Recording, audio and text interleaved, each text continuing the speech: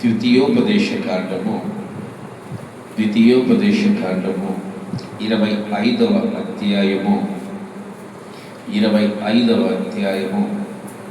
17వ వచనం నుంచి మనము చదువుకుందాం. తీసిన వాళ్ళు చదవండి. చదవమ్మ శ్రీలత, తీసావా? ద్వితీయోపదేశ కాండము 25వ అధ్యాయము 17వ వచనము. 25:17 మీరు ఐగుప్తులో నుండి వచ్చుచుండగా మార్గమున అమాలేకీయులు నీకు చేసిన దానిని జ్ఞాపకము చేసుకొనుము. అతడు దేవునికి భయపడక మార్గమున నీకెదురుగా వచ్చి నీవు ప్రయాసపడి అలసి ఉన్నప్పుడు నీ వారిలో నీ వెనుకనున్న బలహీనులందరినీ హతము చేసెను. హల్లెలూయా, హల్లెలూయా. ఈ లేఖనంలో మనం చాలా జాగ్రత్తగా గమనిస్తే, ఐగుప్తు దేశం నుంచి ఇజ్రాయెల్ ప్రజలు కానానుకు బయలుదేరారు. ఎలా బయలుదేరారు? ఐగుప్తు దేశం నుంచి ఇజ్రాయేలీలు కానానుకు బయలుదేరారు. ఆ బయలుదేరిన అనుభవాలు మోషే గారు మరొక్కసారి జ్ఞాపకం చేసుకుంటూ ఉన్నాడు. మరొక్కసారి మోషే గారు జ్ఞాపకం చేసుకుంటూ, ఎందుకు ద్వితీయోపదేశ కాండము? ఆల్రెడీ నిర్గమకాండము, లేవి కాండం, సంఖ్యాకాండం, ఇవన్నీ ఒక జర్నీ. ఇవన్నీ ఏంటి? ఒక జర్నీ. కానీ ద్వితీయోపదేశ కాండము ఇది జర్నీ కాదు, ఇది ఆగిన స్థలమందు మరలా జ్ఞాపకము చేసుకునే గ్రంథం. ఇది ఏంటి? జరిగిన వాటినన్నిటినీ మరలా జ్ఞాపకము చేసుకునే గ్రంథం పేరు ఏంటి?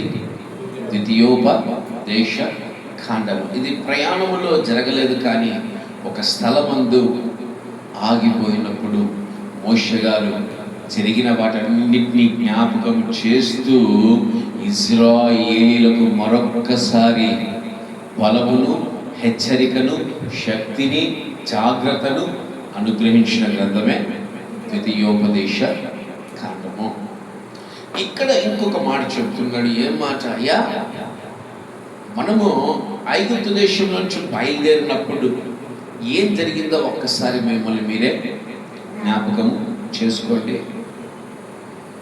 దేవునికి భయపడిన ఒక జనాంగం ఉంది. దేవునికి భయపడిన జనాంగం ఉంది. దేవుని బిడ్డలపైనే నేరుగా వచ్చి యుద్ధం చేసే జనాంగము, దేవుని బిడ్డలపైన మొట్టమొదటిగా అటాక్ చేసిన జనాంగము ఒకటి ఉంది. దాన్ని మీరు మర్చిపోవద్దండి. ఆ జనాంగాన్ని మీరు మర్చిపోయారనుకోండి, మీరు చాలా బాధలు పడతారు, మీరు చాలా దుఃఖపడతారు. కనుక వారి విషయంలో మీరు జ్ఞాపకం చేసుకొని, దేవుడు మీకు అనుగ్రహించిన పాలు తేనెలు ప్రవహించే ఆ యొక్క దేశంలోనికి మీరు వెళ్ళినప్పుడు, ఈ కింద వచ్చిన చూస్తే మనకు నీకు చివరి మాట, నీ దేవుడైన యెహోవా నీకు విశ్రాంతి దయచేసిన తరువాత ఆకాశము కింద నుండి అమాలేకీయుల పేరు తుడిచివేయవలెను. ఇది మరచి ఆకాశము కింద నుంచి ఎవరి పేరు తుడిచివేయాలంట? దేవుడు ఈ విధంగా నిజంగా ఒక గొప్ప నిర్ణయాన్ని అమాలేకీయుల దేవుడు తీసుకున్నాడంటే నిజంగా ఎంత ఆశ్చర్యకరమైన కార్యం జ్ఞాపకం చేసుకోండి. అమాలేకీయులు ఎవరు? అమాలేకీయులు. వీరు ఒక భయంకరమైన జనాంగము, క్రూరత్వం కలిగిన జనాంగము. ఏంటమ్మా? భయంకరమైన జనాంగము, క్రూరత్వము కలిగిన జనాంగము. ఇజ్రాయేలీలను మొట్టమొదటిగా అటాక్ చేసిన జనాంగము, మొట్టమొదటిగా అటాక్ చేసిన జనాంగం. వీరు ఎలాంటి ఎలాంటి అటాక్ చేస్తారంటే చాలా జ్ఞానముగా, వివేకముగా వీరు అటాక్ చేయడము నేర్చుకున్న వాళ్ళు. ఇక్కడ చాలా చక్కగా మోషే గారు వివరించి చెప్పారు, కానీ నిర్గమకాండంలో ఈ వివరణ మనకు దొరకదు. నిర్గమకాండంలో ఈ వివరణ దొరకదు. ఎక్కడ ఉంటుంది నిర్గమకాండంలో ఈ వివరణ? దీని గురించి ఎక్కడ ఉంటుంది? 14 ఉంటుందా? ఏమిరా ఇంత ఘోరంగా తారేమో. 14 ఏముంటుందిరా? ఎవర సముద్రమును అమాలేకీయులతో యుద్ధం చేసిన 17వ అధ్యాయం రెఫీదీములో బండను కొట్టినప్పుడు. తీయండి మాట నిర్గమకాండము 17వ అధ్యాయము 8వ వచనం. తర్వాత అమాలేకీయులు వచ్చి రెఫీదీములో ఇజ్రాయేలుతో యుద్ధము చేయగా. ఇదే వివరణ మోషే గారు ఎక్కడ ఇస్తా ఉన్నారు? ద్వితీయోపదేశ కాండము 25వ అధ్యాయంలో దీని గురించి వివరణ. అక్కడ ఏం చెప్పాడు? నిర్గమకాండంలో మోషే గారు ఏం చెప్పారు? అమాలేకీయులు ఇశ్రాయేలుతో యుద్ధము చేయగా. అసలు వారు యుద్ధం ఎలా చేశారనేది ద్వితీయోపదేశ కాండంలో మోషే గారు చక్కగా వివరిస్తున్నారు. అమాలేకులు నీకు చేసిందని జ్ఞాపకం చేసుకును, అతడు దేవునికి భయపడక మార్గమున నీకెదురుగా వచ్చి నీవు ప్రయాసపడి అలసి ఉన్నప్పుడు నీ వారిలో నీ వెనుకనున్న బలహీనులందరినీ హతమార్చాడు. అమాలేకులు ఎవరిని చంపగలరు? అమాలేకులు ఎవరిని చంపగలరు? బలహీనమైన వారందరినీ అమాలేకీయులు చంపగలరు. ఈ క్రైస్తవ ప్రయాణంలో అమాలేకీయుల ఆత్మ ఎప్పుడు ఏం చేస్తూ ఉంటారు తెలుసా? ఈ భూమి అంతటా సంచరిస్తూనే ఉంటుంది. అసలు ఎవరు అమాలేకీయులు తెలుసా? ఎవరు?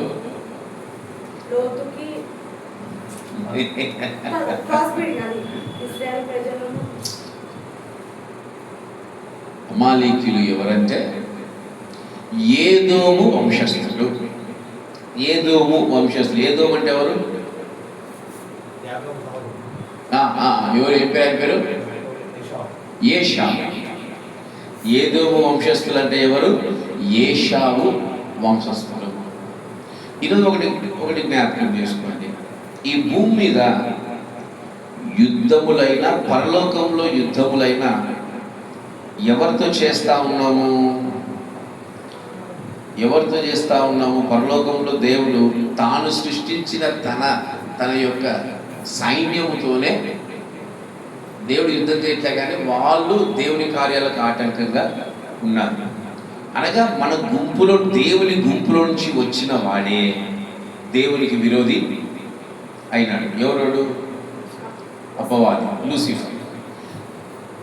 ఈ అంత్యకాల దినాల్లో కూడా ఒక బలమైన పట్టణము, బలమైన జనాంగం ఏర్పాటు కాబోతుంది. వారే మరలా విరోధులు కాబోతున్నారు ఇశ్రాయేలీలకు. వాళ్ళు ఎవరు తెలుసా విరోధులు అయ్యేది? తన సొంత అన్న అయిన ఏషావు వంశస్థులే. ఈ ఏషావు వంశస్థుల నుంచి వచ్చిన వాడే అమాలేకీయుడు. ఎవరినైనా?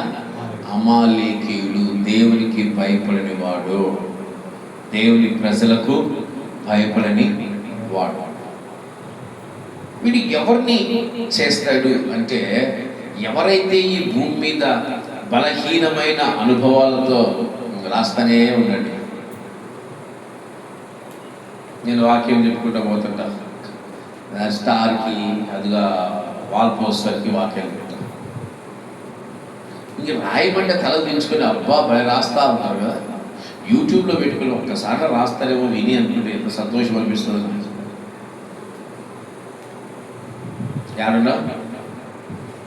ఎక్కడున్నా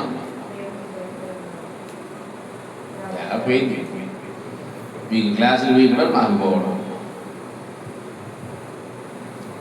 బలహీనమైన వ్యక్తులను హతము చేసే సైన్యము పేరే అమాలేకీయులు.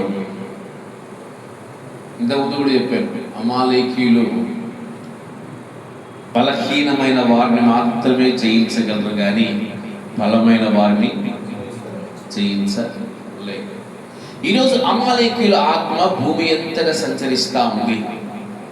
వీరు అలసిపోయిన వారిని, విసిగిపోయిన వారిని, బలహీనమైపోయిన వారిని ఎమ్మడే ఏం చేస్తారు తెలుసా? ఆవరిస్తుంది ఆత్మ. ఆవరించి దేవునికి దూరముగా తీసుకెళ్ళి వారిని హతము చేసే ఆత్మ పేరే అమాలేకీల ఆత్మ.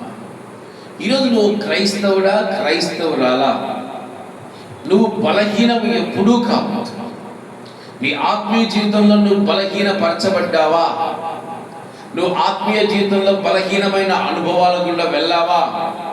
నీ కొరకు పొంచి ఉన్నది అమాలేకీయుల ఆత్మ. ఇది బలమైన ఆత్మ. ఈ ఆత్మ నిరంతరము దేవుని ప్రజలకును వీరికి నిరంతరము శత్రుత్వమే. ఇప్పుడైనా నిరంతరం కావాలని చదవండి. అదే నిర్గమకాండము 17వ అధ్యాయంలో చివరి ఆఖరి వచనం చదవండి. 16వ వచనము.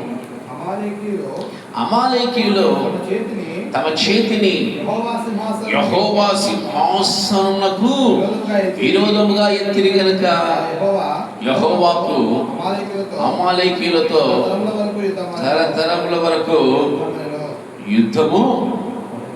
యుద్ధమునెను. అంటే దీని అర్థం ఏంటి? ప్రతి క్రైస్తవుడికైనా, ప్రతి ఇజ్రాయేలుడికైనా తరతరముల వరకు ఎవరితో యుద్ధం జరుగుతూ ఉంటుంది? అమాలేకీయుల ఆత్మతో. ఈరోజు నువ్వు అమాలేకీయుల ఆత్మకు దయచేసి చోటు ఇవ్వద్దు. నువ్వు అమాలేకీయుల ఆత్మకు చోటించావంటే నీ ప్రాణము ఈ భూమి మీద నుంచి తీసివేయబడుతుంది. నువ్వు శరీరపరంగా బలహీనంగా ఉండొచ్చేమో, కానీ ఆత్మపరంగా నువ్వు బలహీనత కలిగి ఉండకూడదు. ఎవరైతే ఆత్మ యందు బలహీనపరచబడతారో వారిని మాత్రం అమాలేకీయుల ఆత్మ ఆవరించి వారి ఆత్మీయ జీవితాన్ని పాడు చేసి, వారి ఆత్మీయ జీవితాన్ని నాశనం చేసి, దేవుని కృపను కూడా కోల్పోయే అనుభవంలోనికి అమాలేకీయుల ఆత్మ తీసుకెళ్ళిపోతుంది. జాగ్రత్తగా ఉండాలి. పౌలు గారు అంటున్నారు, అయ్యా నేను చాలా బలహీనంగా ఉన్నాను. ఆయన బలహీనత దేని యందు? ఆయన శరీరమందు బలహీనత, కానీ ఆయన ఆత్మ యందు కాదు. ప్రభువైన యేసుక్రీస్తు వారు గెత్సేమనే తోటలో ఒక చక్కని మాట అన్నాడు.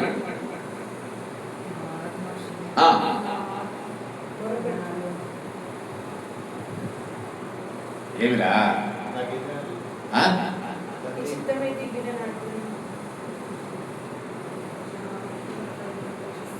ఆత్మ సిద్ధముగా ఉంది, కానీ శరీరమే బలహీనంగా ఉంది. ఆత్మ సిద్ధంగా ఉన్నప్పుడు నువ్వు క్రైస్తవ జీవితంలో నిన్ను ఎవడు నిన్ను జయించలేడు. నీ జీవితంలో ఆత్మ ఎప్పుడైతే సిద్ధంగా ఉండదో, నీ శరీరం ఎప్పుడైతే బలంగా ఉండి నీ ఆత్మ ఎప్పుడైతే బలహీనపరచబడతాదో, నీవు అమాలేకీయులకు చిక్కబడతావు. నేను చెప్పాను ఈరోజు ఉదయకాల సమయంలో చక్కని మెసేజ్ చెప్పాను, మీకు గుర్తుందా? పచ్చగా ఉంది అంజూరపు చెట్టు. అంజూరపు చెట్టు ఎలా ఉంది? పచ్చగా ఉంది, కానీ దానిలో ఏమి లేవు? ఆత్మఫలాలు లేవు. ఏమి లేవమ్మా? ఆత్మఫలాలు లేవు. ఈరోజు నీ శరీరం పచ్చగా బలంగా ఉంటే నువ్వు క్రైస్తవ జీవితంలో గొప్పవాడివి నువ్వు అనుకోవచ్చు. నువ్వు క్రైస్తవ జీవితంలో నేను చాలా బలంగా ఉన్నాను, చాలా బలంగా కార్యాలు చేస్తున్నాను అంటే నీ శరీరము బలము నిమిషంలో మాయమైపోతుంది. ఆత్మబలమే నిన్ను శాశ్వతంగా దేవునితో సహవాసం చేసే వ్యక్తిగా నిన్ను మారుస్తుంది. ఒక వ్యక్తి ఉన్నాడు బైబిల్లో, శరీరం బలమైనది ఆత్మ మటుకు బలహీనమైనది. మొదటి సమూయేలు గ్రంథంలో 15వ అధ్యాయంలో దేవాది దేవుడు ఒక చక్కటి మాట సౌలు గారితో చెప్తాడు. మహారాజైన సౌలుతో చెప్తాడు. ఏమని చెప్పాడు? ఎన్నిసార్లు నా ముఖం చూస్తారు,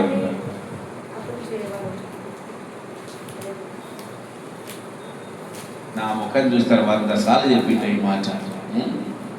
3వ వచనం, కాబట్టి నీవు పోయి కనకరింపక అమాలేకీయులను హతము చేయొచ్చు, పురుషులనేమి, స్త్రీలనేమి, బాలులనేమి, పసిపిల్లనేమి, యోధులనేమి, గొర్రెలనేమి, ఒంటలనేమి, గార్ధపములనేమి అన్నింటినీ హతము చేసి వారికి కలిగినంతయు పూర్తిగా పాడు చేసి అమాలేకీయులు నిర్మూలన చేయమని చెప్పాడు. ఎవరికి చెప్పాడు ఈ మాట?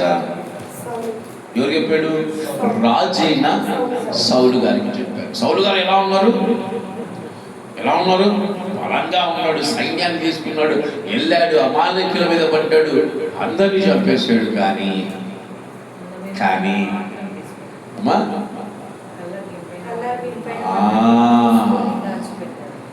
తన శరీర ఏచ్ఛలను నెరవేర్చుకోగలిగాడు, కానీ ఆత్మ ఏచ్ఛను నెరవేర్చలేకపోయాడు.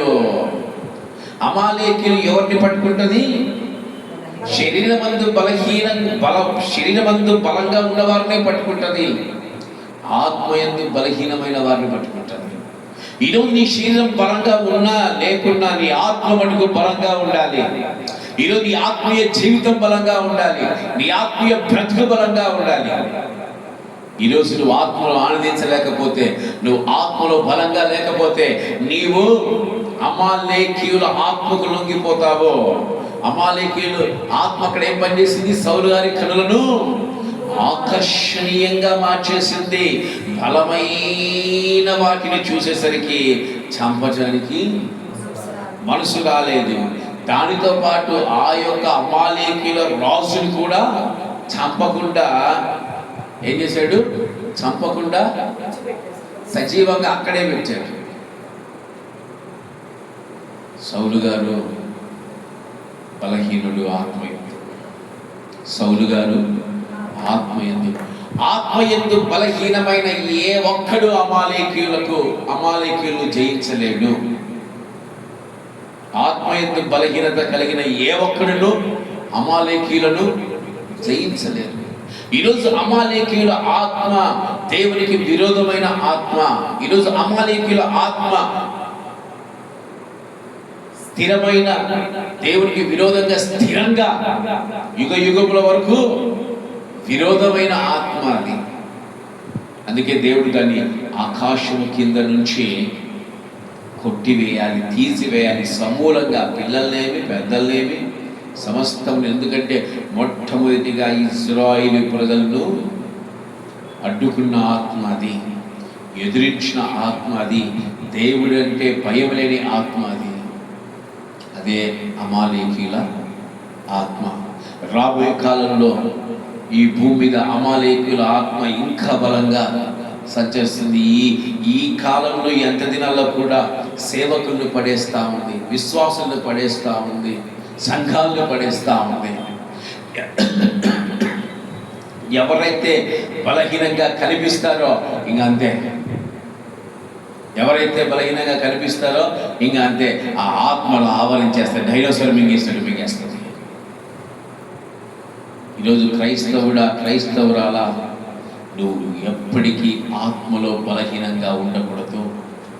నువ్వు పరిశుద్ధాత్మలో బలహీనంగా ఉండకూడదు. నీ ఆత్మను పరిశుద్ధాత్మకు ఎప్పుడు సంధి చేసే ఉంచబడాలి. నీ శరీర బలాన్ని ఎవరు లెక్క చేయరు, కానీ నీ ఆత్మ బలాన్ని మాత్రమే లెక్క చేస్తారు. నువ్వు సన్నగా ఉన్నా, నువ్వు బలహీనంగా ఉన్నా, రాళ్లతో కొట్టబడి చంపబడ్డానికి అనుకూలంగా ఉన్న పౌలు గారు 2 రోజుల తర్వాత ఏం చేశాడు? లేచి చేశాడు, నన్ను ఆపలేవు అమాలేకీయుల ఆత్మ, నన్ను నువ్వు ఆపలేవు. ఈరోజు కనిపించే సేవకులు కానీ కనిపించే విశ్వాసులు అందరూ బలంగా ఉన్నారనుకుందాం, వారిలో ఏ ఆత్మ ఉందో మనం ఎరగని వారు. ఈరోజు మనం ఏ ఆత్మలో ఆనందిస్తున్నాం? నువ్వు ఏ ఆత్మకు పట్టబడ్డావు? నువ్వు ఏ ఆత్మకు పట్టబడ్డావు? పరిశుద్ధాత్మక, అమాలేకీల ఆత్మక? అననీయ సఫీరానా? ఎప్పుడు కన్ఫ్యూజ్ అవుతూ ఉంటా. అననీయ సఫీరానా? అందరూ పరిశుద్ధాత్మకు పట్టబడినప్పుడు మీరు మాత్రము బలహీనులు. శరీరమందు బలహీనులు, శరీరమందు బలవంతులు, ఆత్మయందు బలహీనత కలిగిన వారు. అందుకే ఎప్పుడే అమాలేకుల ఆత్మ ఏం చేసింది? వారిని ఆవరించేసింది, పట్టేసింది, వారి ప్రాణాల్ని తీసేసింది. క్రైస్తవుడు, అందుకే దేవాది చెప్తుంటాడు, క్రైస్తవుడు బలహీనమైన వ్యక్తిగా ఎప్పుడు ఉండకూడదు. ఎప్పుడు బలమైన వ్యక్తిగానే ఉండాలి. జయించిన వాడికే జయ జీవితం అంటే ఏంటి? నువ్వు బలంగా యుద్ధం చేయాలని, బలంగా యుద్ధం చేయాలి. బలహీనమైన వ్యక్తిగా నువ్వు కనిపించావా, నువ్వు అమాలేకుల ఆత్మకు నువ్వు లొంగిపోయినట్టే. ఇశ్రాయేలీయులకు మొట్టమొదటి రాజు ఏ ఆత్మకు లొంగిపోయాడండి?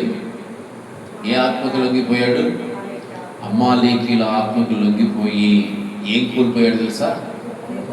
కృపను కోల్పోయిన వ్యక్తిగా ఉన్నాడు. ఈరోజు అమాలేకీల ఆత్మ ఆవరించిన ప్రతి ఒక్కరు ఏం కోల్పోతారు తెలుసా? దేవుని యొక్క కృపను కోల్పోయే స్థితిలోనికి వెళ్ళిపోతారు. అందుకే బలహీనంగా ఉండద్దు. నువ్వు ప్రార్థన ఎందు బలహీనంగా ఉండొద్దు. నీ ఆత్మజీవితం ముందు బలహీనంగా ఉండొద్దు. నువ్వు దేవుని వాక్యం ముందు బలహీనంగా ఉండొద్దు. దేవుని స్తుతించడం ఎందు బలహీనంగా ఉండొద్దు. దేవుని గణపరచడం ఎందు నువ్వు బలహీనంగా ఉండొద్దు. నువ్వు బలహీనంగా ఉన్నప్పుడు వెనక నుంచి అమాలేకీయుల ఆత్మ వచ్చి ఇశ్రాయేలీయులు అనేకులను చంపేసినప్పుడు అప్పుడు మోషే గారు అంటున్నారు, యెహోషువా వెళ్ళి యుద్ధం చేయి. యెహోషువా నువ్వు వెళ్ళి యుద్ధం చేయి. నేను నీ కొరకు ప్రార్థిస్తాను. నేను నీ కొరకు ప్రార్థిస్తాను. ఇప్పుడు యెహోషువ బలమైన వ్యక్తి. ఎందులో బలమైన వ్యక్తి? దేవుని ఆత్మ యందు బలమైన వ్యక్తి కనుక అమాలేకీయులను జయించి ఉన్నాడు. ఎవరు జయించాడు? అమాలేకీయులు జయించి ఉన్నాడు. ఈరోజు నువ్వు ఆత్మయందు ఆత్మయందు నువ్వు బలంగా ఉండే, పరిశుద్ధాత్మను ఆనందించే వ్యక్తిగా ఉండే, నువ్వు అమాలేకీయ ఆత్మను ఏం చేస్తావు? జయిస్తావు, నశింపజేస్తావు. బలహీనమైన ఆత్మీయ జీవితము. అందుకే నువ్వు బ్రతికున్నావనే మాటే కానీ నువ్వు మృతుడవే. నువ్వు మృతుడవే అంటే వారిని ఏం ఆవరించిందని? ఏం ఆవరించింది? అమాలేకీయుల ఆత్మ ఆవరించింది. ఈ భూలోకమందు బలహీనులైన, ఆత్మయందు బలహీనులైన ప్రతి ఒక్కరిపైన ఎవరు ఆత్మ సంచరిస్తూ ఉంది? అమాలేకీయుల ఆత్మ. దేవునికి విరోధమైన ఆత్మ అది. ఏదోము వంశంలో నుంచి వచ్చిన ఆత్మ, ఇస్సాకు నుంచి వచ్చిన ఆత్మ. అంటే ఇస్సాకుకి ఎంతమంది కుమారులు? 2 కుమారులు. ఒకడు యాకోబు, ఇంకొకరు ఏశావు. అందుకే యాషావును దేవుడు ఆశీర్వదించలేదు, కానీ యాకోబును మాత్రమే ఆశీర్వదించాడు. దేవుని యందున్న దేవదూతలను దేవుడు ఆశీర్వదించలేదు, కానీ ఆయన యందు స్థిరమైన దూతలను మాత్రమే ఆశీర్వదించాడు. ఆయన రూపంలో ఉన్న మనల్ని ఆయన ఆశీర్వదించాడు. పరిశుద్ధాత్మ దేవుడు భూమి మీద ఎందుకు ఊరికే వచ్చాడు? ఆయన ప్రభువైన యేసుక్రీస్తు వారు ఎందుకు ఊరికే వాగ్దానం ఇచ్చాడా? ఊరికే చెప్పాడా? నేను మిమ్మల్ని అనాథలుగా విడిచిపెట్టను. ఆయన మనల్ని అనాథలుగా విడిచిపెడితే ఏమైతుందో దేవునికి తెలుసు. అమాలేకీయుల ఆత్మ భూమి అంతటా సంచరించి మరణానికి పాత్రులుగా చేస్తారని చెప్పి అమాలేకీయులకు విరోధముగా ఒక ఆత్మ భూమి మీద బలంగా తిరుగుతున్న ఆత్మే పరిశుద్ధాత్మ. ఈరోజు నువ్వు ఆత్మ యందు ఆనందించాలి. నేను బలహీనుడను, నేను బలహీనమైన స్త్రీని, నేను బలహీనమైన స్థితిలో ఉన్నదాన్ని, నేను బలహీనమైన స్థితిలో ఉన్నవాడిని అని నువ్వే ఆత్మకు దూరపరుచుకుంటే ఈ ఆత్మీయ జీవితము నశించిపోతుంది. నువ్వు అమాలేకీయుల ఆత్మకు పట్టబడి దేవుని కృపను కోల్పోయే వ్యక్తిగా ఉంటావు. ఈరోజు బలమైన యెహోషువ ఏం చేశాడు? సంఘము తరపున యుద్ధము చేసి జయ జీవితాన్ని పొందుకున్నాడు. యెహోషువకు ఏం తోడొచ్చింది? సంఘపు ఫలము తోడొచ్చింది. కానీ ఒక వ్యక్తి బలహీనమైన శరీరం కలిగి ఏడవడానికి కూడా శక్తి లేనంతగా ఉన్న ఒక వ్యక్తి అమాలేకీయుల పైన యుద్ధం చేసి జయించాడు. ఎవరు ఆ వ్యక్తి? Very good. ఎప్పుడు? ఏ సన్నివేశము? అతను తన యొక్క కుటుంబానికి దూరంగా ఉన్నప్పుడు ఏం జరిగింది? 1 సమూయేలు గ్రంథము చివరాఖరులో ఉంటే తన కుటుంబాన్ని, తన భార్యను, తన పిల్లల్ని, ఇజ్రాయేలు కుటుంబాలన్నింటినీ తీసుకెళ్తే ఏడ్చి ఆఖరికి ఏడవలేనంత బలహీనమైన స్థితి.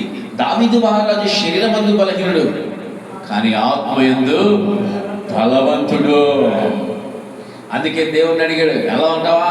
ఏసేమంటావా? హలో తెచ్చుకొని ఇవ్వాలని వెళ్ళాడు. అమాలేకీయులతో యుద్ధం చేసి, ఎందుకంటే అమాలేకీయులు తీసుకెళ్లారంటే క్రూరులు,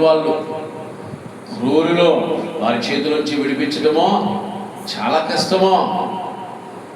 కానీ దావీదు ఆత్మయందు బలహీనుడు, బలవంతుడు. ఆత్మయందు బలం కలిగిన వాడు అమాలేకీయులను జయించగలడు, అమాలేకీయులను అనగదొక్కగలడు. అందుకే దావీదు మహారాజు దేవుని దగ్గర విచారణ చేసి వెళ్ళమందు అన్నప్పుడు అన్నాడు. వెళ్ళి తన కుటుంబాన్ని, తన వారిని, ఇశ్రాయేలు ప్రజల కుటుంబాలన్నింటినీ తిరిగి తీసుకొని మరలా వచ్చాడు. ఈరోజు నువ్వు దేని ఎందు బలంగా ఉన్నావు? శరీరమందా, ఆత్మమందా? నువ్వు శరీరమందు బలంగా 3 పూట్ల అన్నం తినేసి పుష్టిగా ఉండి నేను బలంగా ఉన్నాను క్రైస్తవుని అంటే సరిపోదు. బలంగా ఉన్నాను క్రైస్తవుని అంటే సరిపోదు. నువ్వు దేని ఎందు బలంగా ఉండాలి? ఆత్మ ఎందు బలంగా ఉండాలి. అందుకే ఉపవాస దినములు ఆచరించినప్పుడు దేనికి బలం వస్తుందో తెలుసా? శరీరానికి బలం రాదు. ఉపవాసాల్లో దేనికి బలం వస్తుంది? ఆత్మకు బలం వస్తుంది. ఆత్మకు బలం వచ్చినప్పుడు యోనా చేప గడుపులోంచి బయటికి రాగలిగాడు. అవునా కదా? ఆత్మ ఎందుకు బలహీనపడ్డ యోనా చేప కడుపులో అంధకారంలో ఉండి ఉన్నాడు. అమాలేకీయుల యొక్క అనుభవాల్లో బంధించబడినప్పుడు ఎప్పుడైతే ఆత్మ ఎందుకు బలపరచబడ్డాడో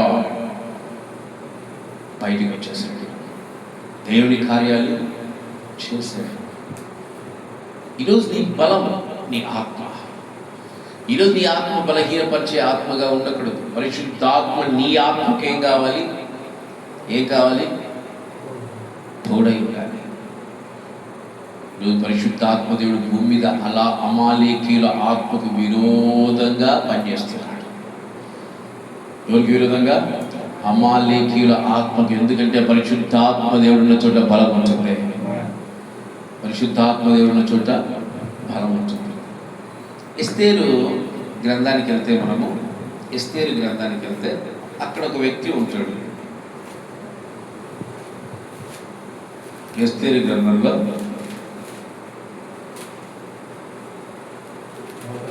3వ అధ్యాయంలో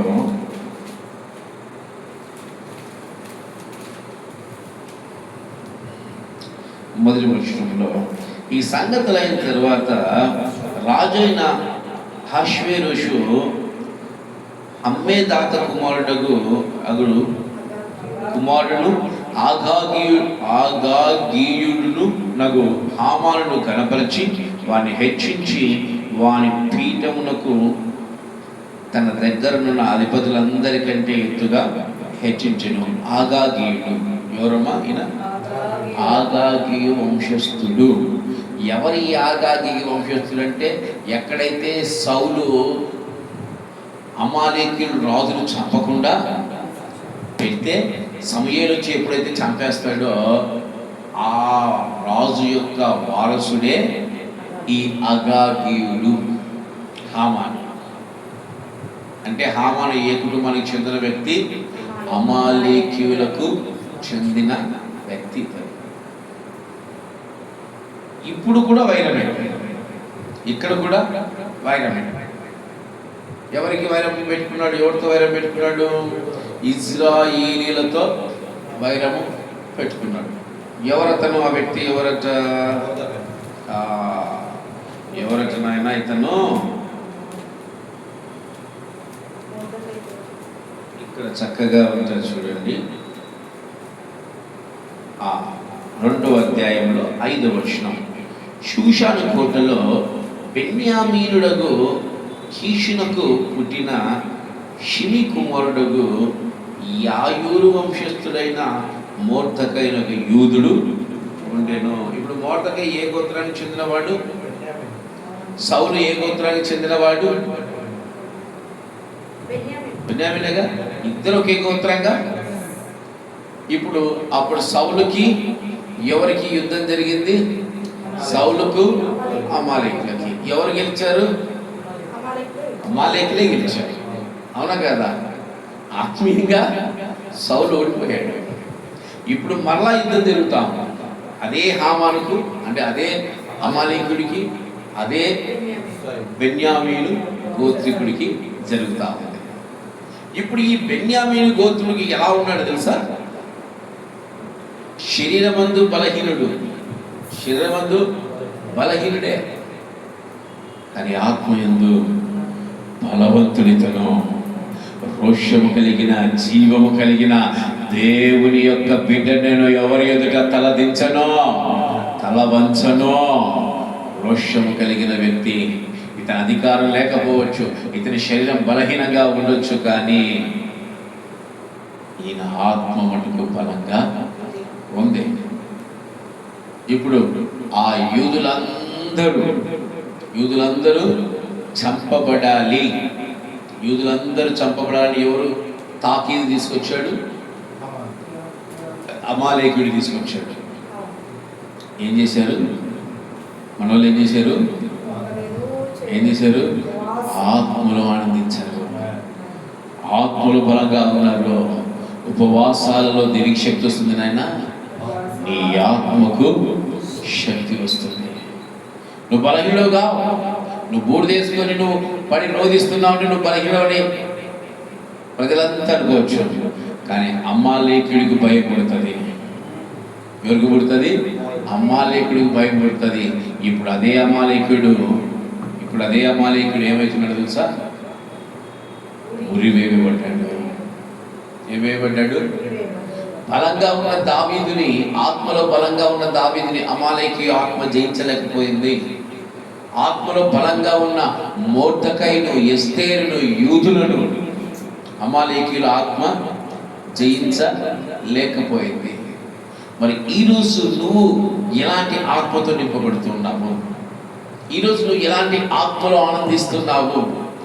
ఈరోజు నీవు కూడా అమాలేకీయుల ఆత్మను జయించాలి అంటే నువ్వు అల్పుడవైన బెన్యామీను గోత్రానికి చెందిన వ్యక్తివైనా పర్వాలేదు, కానీ నువ్వు ఆత్మలో బలంగా ఉన్నప్పుడు ఏం చేయబడతావు?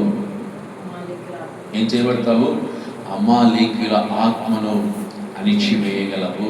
అమాలేకీయుల ఆత్మను నువ్వు భూమి మీద సంచరిస్తున్నప్పటికీ దానికి విరోధంగా నువ్వు జయ జీవితాన్ని పొందుకోగలవు. ఆత్మ సిద్ధమే, కానీ శరీరము బలహీనమని ప్రభు ఎందుకన్నాడు? శరీరం ఎప్పుడు బలహీనమే, కానీ దేవుని ఆత్మ, మన యందు ఇచ్చిన జీవాత్మ ఎప్పుడు బలంగా ఉండాలి. నీ శరీరము నడవలేని స్థితిలో ఉన్నావేమో, కానీ నీ ఆత్మ విజ్ఞాపన నేను బలమైన ఆత్మగా మారుస్తుంది. మన సంఘంలో ఒక వ్యక్తి ఎప్పుడు శరీరంతో బాధపడుతూనే ఉంటుంది, ఒక సహోదరి, కానీ ఆమె ఆత్మ ఎప్పుడూ దేవుణ్ణి అంటి పెట్టుకొని బలంగా విజ్ఞాపన చేసే ఆత్మగా ఉంటుంది. కనుకనే ఇప్పటికీ సంఘంలో ఆ సహోదరిని దేవుడు కనపరుచుకుంటూనే ఉంటాడు.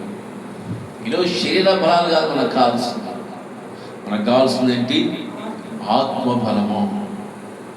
ఏ బలము? ఆత్మ బలము. ఈరోజు అమాలేకీయుల ఆత్మ ఎప్పుడు నిన్ను నాశనం చేస్తుంది, ఎప్పుడు నిన్ను ఆవరిస్తుంది అంటే నువ్వు ఆత్మలో బలహీనంగా లేకపోవడం. అందుకే ప్రతి శనివారం నువ్వు దేని యందు నీ ఆత్మ ఇంకొక ఆత్మతో సంధించబడాలి అంటే పరిశుద్ధాత్మతో. ఎందుకు పరిశుద్ధాత్మ కూడు కనిపెట్టుకోవడానికి ప్రతి శనివారం మనము జరిగిస్తామంటే నీ బలహీనమైన ఆత్మను మరలా బలపరిచేబడే ఆత్మగా మార్చడానికే ఈ కూటమి. నువ్వు ఎప్పుడు ఆత్మలో బలహీనంగా ఉండదు. నీ ఆత్మను దిగజారే స్థితిలోనికి నువ్వు తీసుకెళ్ళవద్దు.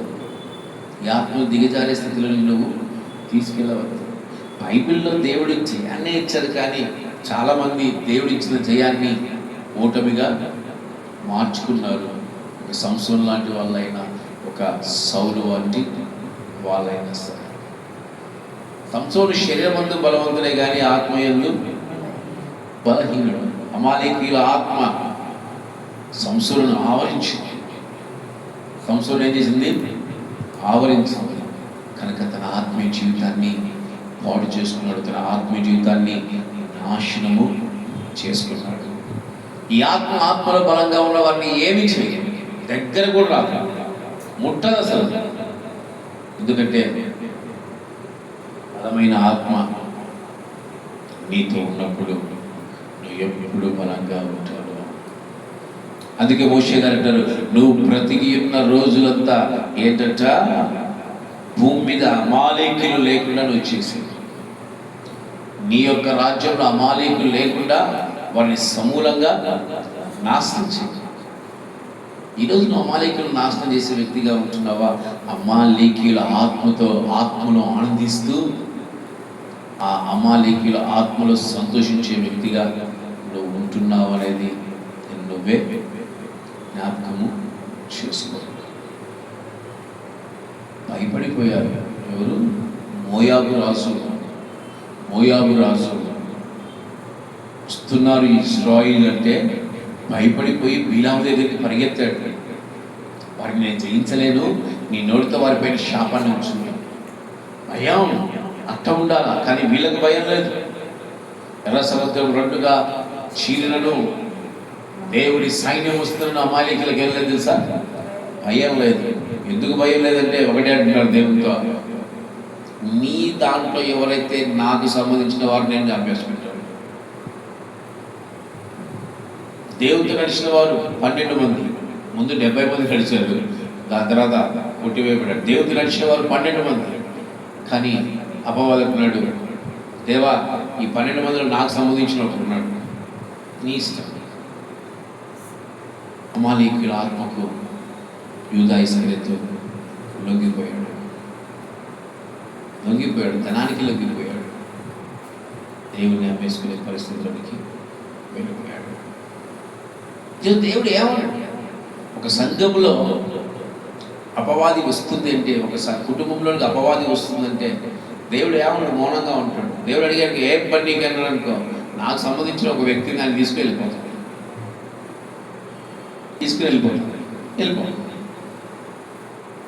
ఆ వ్యక్తి నువ్వే అయితే జాగ్రత్త.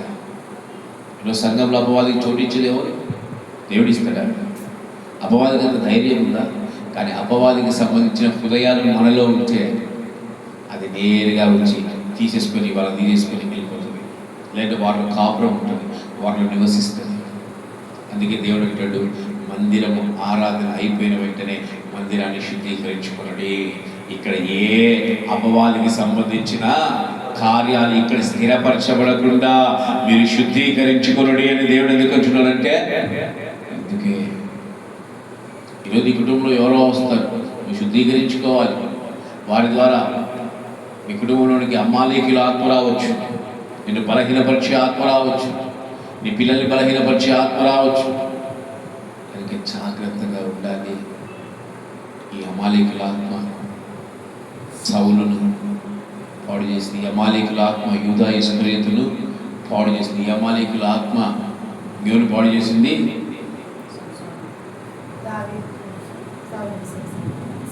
ఆయన పేరు సంసోను. ఇంకా కుష్టి వ్యాధిగ్రస్తులు గేహాజీని పాడు చేసింది. ఎంతోమంది అన్నయ్య సఫీర్ లాంటి వాళ్ళని, ఇలా ఎంతోమందిని. కనుక క్రైస్తవురాలా నువ్వేం చేయాలి?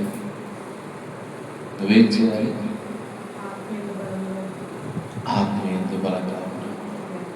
నువ్వు ఆత్మీయంతో బలంగా ఉన్నప్పుడు ఏ ఆత్మ జయించలేదు, నువ్వు జయించటకే వచ్చి ఉన్నావు. అందుకే ప్రభువైన యేసుక్రీస్తు వారు ఇదిగో శిలువ యాత్రకి వెళ్ళేటప్పుడు ఆ యొక్క ప్రజలందరూ జయము నీకే కలుగునుగాక, జయము నీకే కలుగునుగాక, హోసన్నా జయమే, హోసన్నా జయమే అని కేకలు పెట్టారు. ఎందుకు? అమాలేకీయుల ఆత్మ పని చేయకుండా ఉండడానికే. ఈరోజు నువ్వు జయించే వ్యక్తిగా ఉండాలి, జయాన్ని పొందుకునే వ్యక్తిగా ఉండాలి. నేను బలహీనమైన వ్యక్తిని కాదు, నేను బలమైన వ్యక్తి. నిన్ను నిరూపించుకోవాలి.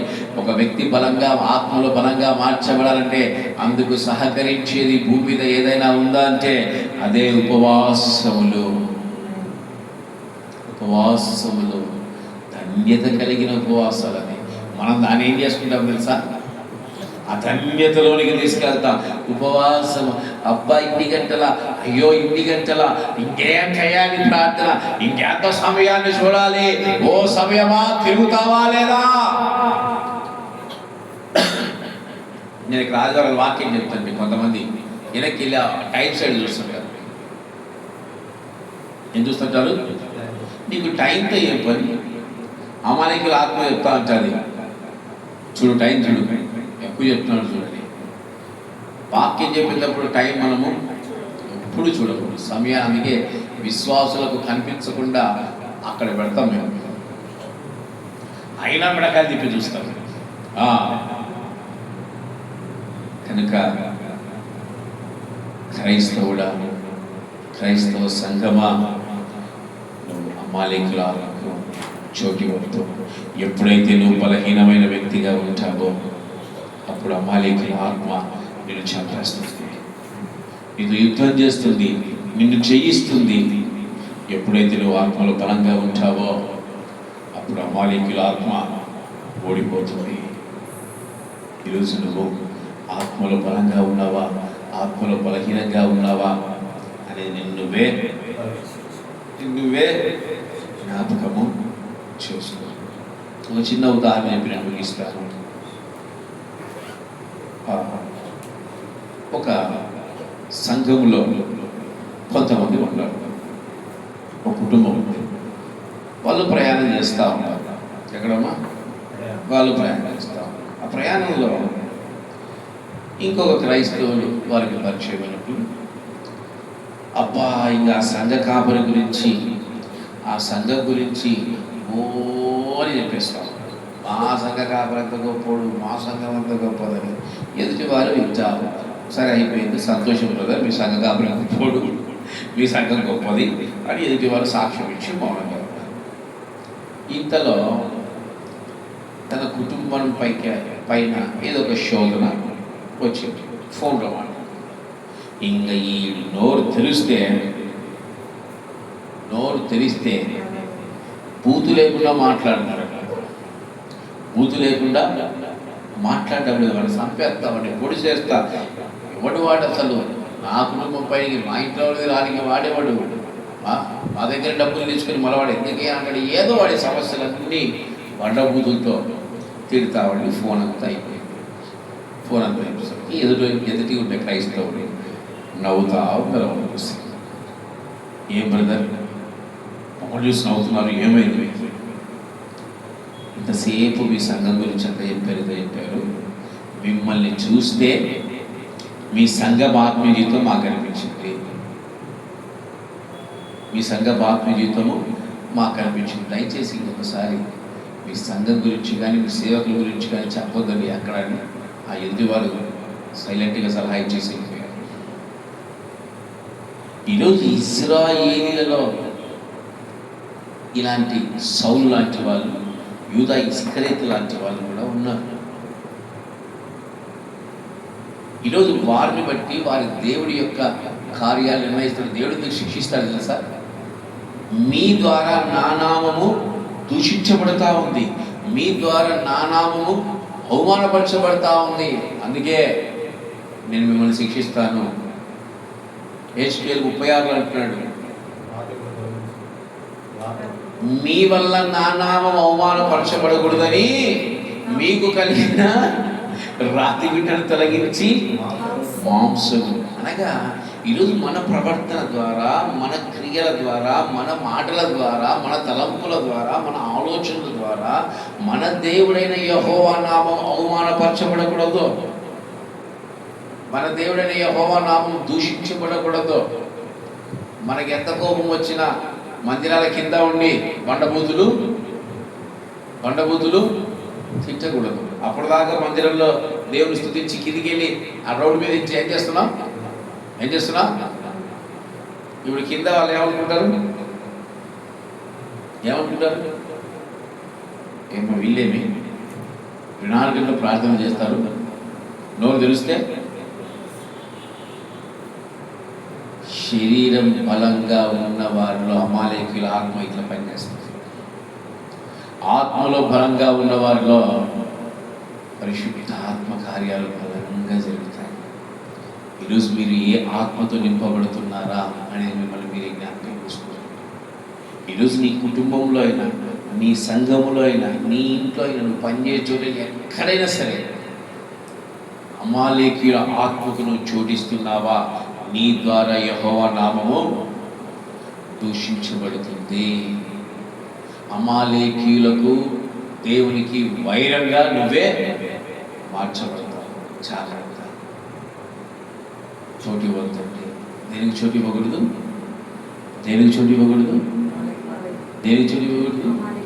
అమాలేకీయుల ఆత్మకు. రోజు అమాలేకీయుల ఆత్మకు చోటిస్తే నువ్వు ప్రార్థన 24 గంటలు చేసినా, నువ్వు దేవునితో 24 గంటల సమయం గడిపినా ఫలితం లేదు.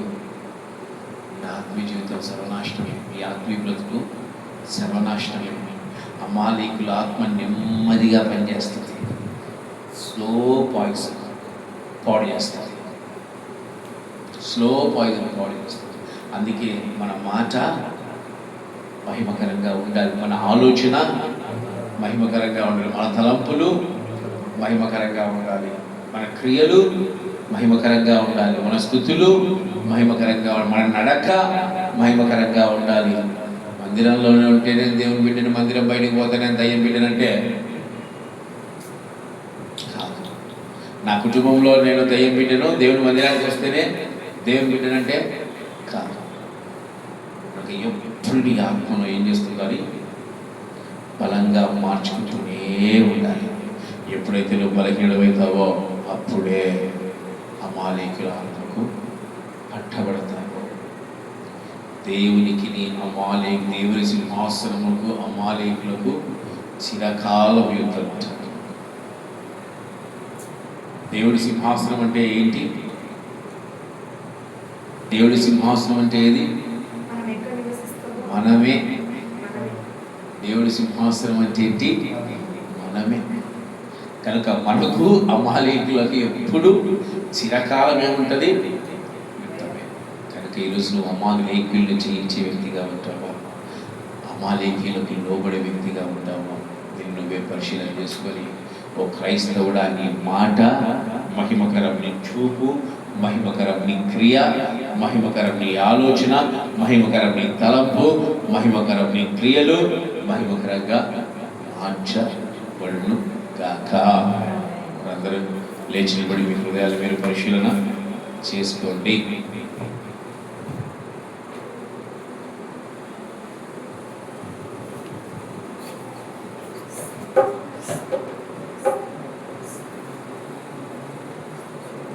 నిజమే కదా యేసయ్యా, అమాలేకీయుల ఆత్మకు నేను చోటించే వ్యక్తిగా నేను ఉండకూడదు నాయన. అమాలేకీయుల ఆత్మకు చోటించే వ్యక్తిగా నన్ను ఉంచొద్దని నాయన. బలమైన ఆత్మ, పరిశుద్ధాత్మలో నేను ఆనందించాలి నాయన. వంచన వంతెన ఒదిగిన భారాన ఒసగక విసిగిన విసిరే కెరటాన, వంచన వంతెన ఒదిగిన భారాన ఒసగక విసిగిన విసిరే కెరటాన, కలల కడతేర్చినావా, నీ వలలో నన్ను మోసినావా,